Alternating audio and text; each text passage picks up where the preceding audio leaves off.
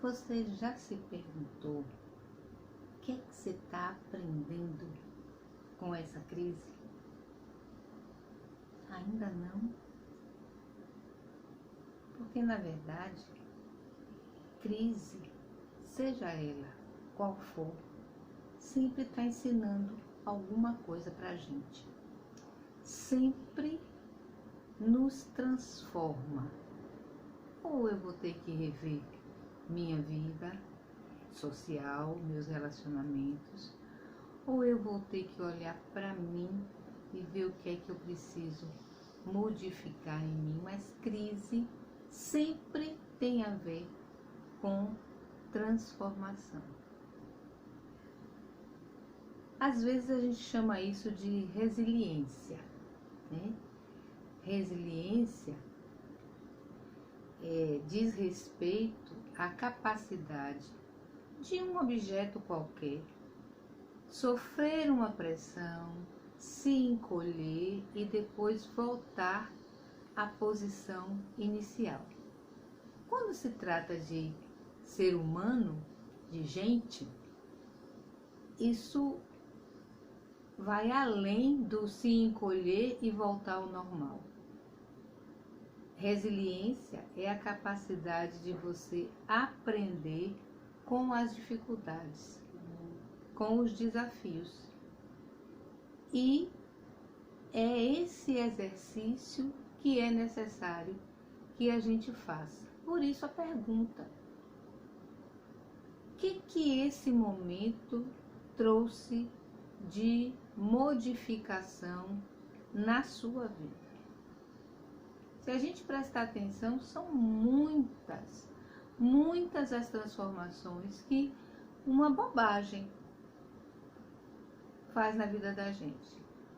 Basta que eu modifique a minha rotina, basta que eu não possa conviver com aquelas pessoas que eu convivo habitualmente ou que eu sou obrigado a conviver diuturnamente com pessoas que eu convivo pontualmente. Isso aconteceu com todo mundo. A maioria das pessoas precisou ficar no que se chama de isolamento social, distanciamento social, e a gente teve que se afastar de pessoas que a gente convive rotineiramente e a gente teve que passar a conviver com mais frequência com as pessoas da nossa casa, do nosso lar, da nossa família, que a gente convive eventualmente, ainda que more junto, ainda que esteja se vendo todo dia, mas não é toda hora. E muitos de nós passamos a conviver 24 horas por dia com essas pessoas, que são queridas, que são maravilhosas, que são nossa família, mas que são excepcionalmente boas quando a gente está pontualmente. E trazem uma dificuldade de convívio quando estão rotineiramente, porque família é assim, né?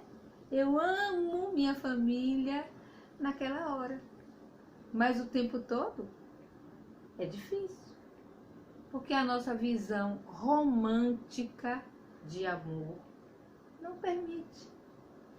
Amar não quer dizer que a gente vai ficar o tempo todo concordando com tudo, né? Amar é saber conviver, amar é ter jogo de cintura, amar é compreender o outro. E quando a gente consegue, sendo forçado a estar nesse momento de convívio rotineiro, se encolher e se adequar e fazer disso ferramenta, é isso que a gente chama resiliência. E isso é apenas uma das coisas que a gente está aprendendo nesse momento desse isolamento social. Uma das outras coisas que a gente vai trabalhar muito, e a gente tem visto isso, inclusive em âmbito mundial, é uma coisinha difícil da gente lidar e que a gente diz que não tem de jeito nenhum, que se chama egoísmo.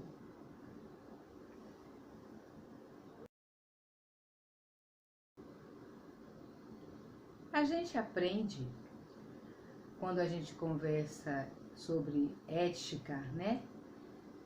Seja do ponto de vista religioso ou do ponto de vista de comportamento mesmo. A gente ouve e a gente ensina que o egoísmo é um dos grandes males, né? Um dos piores defeitos que o ser humano pode ter. E a gente se arvora a dizer que não, eu não sou egoísta. Isso é uma outra falha do ser humano que a gente vai anotar e vai discutir em outro momento. É não aceitar os defeitos que tem, né? Egoísmo significa olhar para mim. Ego, eu, em primeiro lugar. No caso do egoísmo enquanto defeito de fabricação, vamos dizer assim, é só olhar para si, sem se incomodar com o outro, atropelar o outro, ser indiferente ao outro, achando inclusive que o mal que está acontecendo fora de você não vale atacar, como se você tivesse impune a isso tudo. E na verdade isso nunca foi verdade, isso nunca foi real. Apenas o olhar fechado, obtuso das pessoas, da insignificância espiritual da maioria de nós, faz com que a gente entenda isso. Então não consegue perceber que se existe no mundo pessoas que se alimentam mal, que estão mal nutridas, que têm uma vida ruim, de má qualidade, com um saneamento ruim, aquilo não me diz respeito porque eu moro na minha casa de luxo, porque eu tenho alimentação farta, porque está sobrando na minha mesa e eu sou tão boazinha, tão generosa, que ainda tiro do meu e vou fazer doação. Então não tem problema que as outras pessoas passem necessidade, porque aquilo não vai me afetar. Isso é egoísmo. E a gente faz isso o tempo todo, e eu não me excluo dessa situação. A gente apenas se esquece que faz. Porque todo mundo deita a cabecinha no travesseiro de noite e dorme tranquila, mesmo sabendo que tem um monte de gente que está debaixo das marquises, passando fome e tomando chuva. Isso é egoísmo. E nesse momento que a gente está vivendo, dessa crise, o egoísmo está se refletindo nas pessoas que não conseguem acatar e não conseguem entender a necessidade desse momento de você ficar quieta no seu canto, para não estar disseminando vírus. Porque você não está tossindo, porque você não está espirrando, porque você está saudável. Por mais que a ciência diga que existem pessoas que estão transmitindo esse bendito vírus de forma assintomática, as pessoas não conseguem entender. E conseguem entender apenas que precisam ir para as ruas porque tem coisas a serem resolvidas.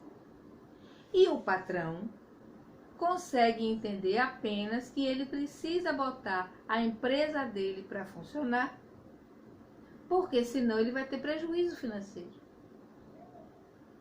Então é muito mais interessante que as pessoas adoeçam desde que eu não tenha prejuízo financeiro.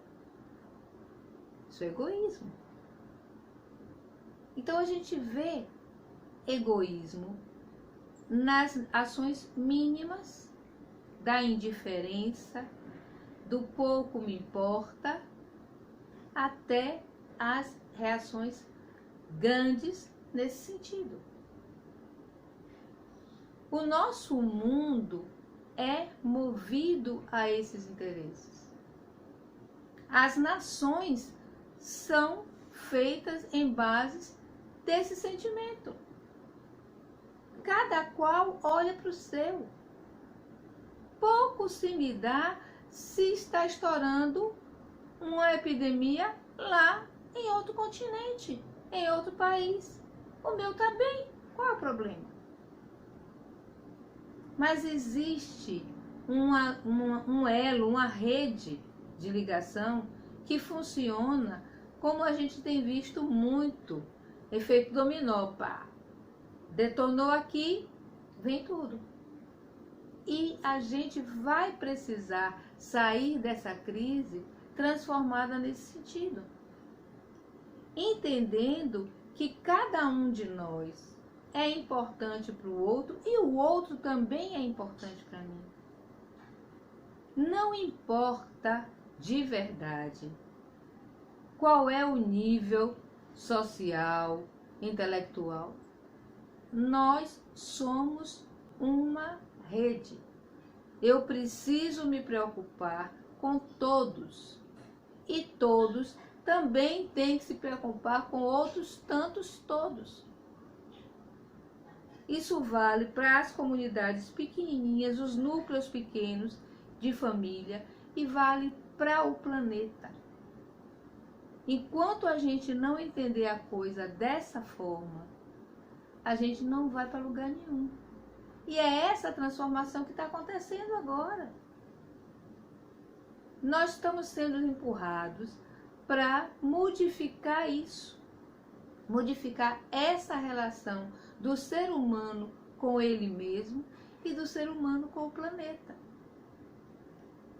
Então, tá rolando aí na internet o tempo todo vários convites de orações, de vibrações para as pessoas que adoeceram, para os trabalhadores na saúde, para as pessoas que trabalham em profissões de necessidades essenciais, que não podem parar o atendimento, que não podem parar o trabalho. E, especialmente, corrente de orações para a transformação do planeta como um todo, do ser humano, para que os sentimentos se transformem gradativamente. A gente não vai esperar mágica, não vai ser uma coisa de uma hora para outra, mas aos poucos a gente vai conseguindo isso. Então, quem puder, entre numa corrente dessa, escolha um horário, faça uma vibração, vamos mudar isso. A gente precisa mudar isso. Eu conto com você.